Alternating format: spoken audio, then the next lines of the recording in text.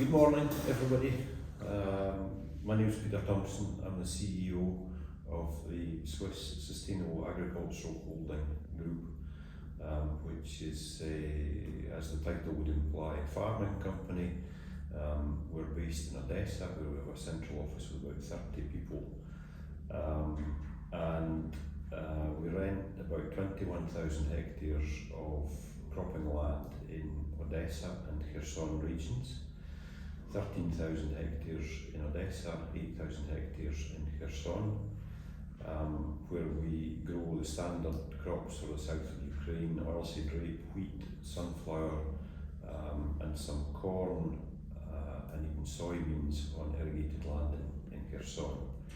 We also have 3 elevators, 3 grain storage facilities in Odessa region, and they have a total capacity of about 100,000 tonnes, one-time storage capacity of wheat, and a small transport company, trucks, that we keep busy all the year round, transporting our own produce, transporting our inputs and equipment, but most of our transport requirements are via third-party contractors.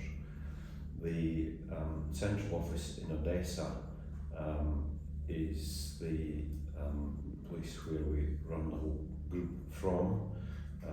The functions of the central office are sales and marketing, logistics, coordination, purchasing, centralised purchasing of farming inputs, fuel, etc.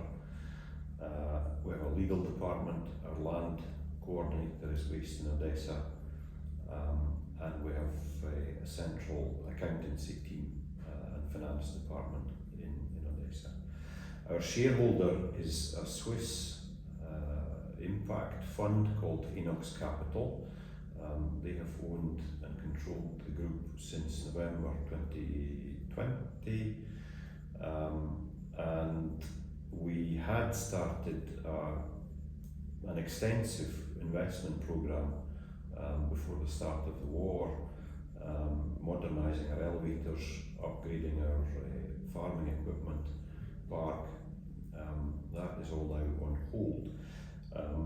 Since the start of the war, we reckon we've now incurred losses of about $8 million. $1 million from that is stolen equipment in the Kherson farms. All the Kherson farms are occupied and have been occupied since the beginning of the war. And the rest of the losses, about $7 million, are crops that we haven't been able to harvest in Kherson that were in the ground when the war started, winter crops, and then crops that we couldn't plant in the spring of 2022 because of the occupation.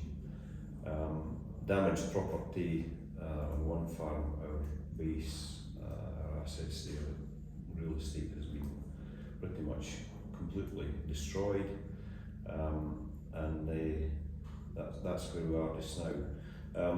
It's apart from those direct losses, the blockage of the blockade of the Ukrainian ports until the start of the grain corridor in August this year meant that we were paying about an extra $100 per tonne to cover the extra logistic cost of either moving the crop to a port in Romania, Constantia, to export, or to the Danube, Ukrainian Danube ports in Reni and Ismail. We've frozen all our investment projects now, waiting for better economic weather. We've cut back on admin staff. Farming is that sort of business where you don't control your prices, you don't control your yields. The only thing you can control are your costs, and really once you've got your variable costs under control, the only thing you can control is your admin costs, which means cutting back on salary. So we're hopeful for the future. Slava Ukraini!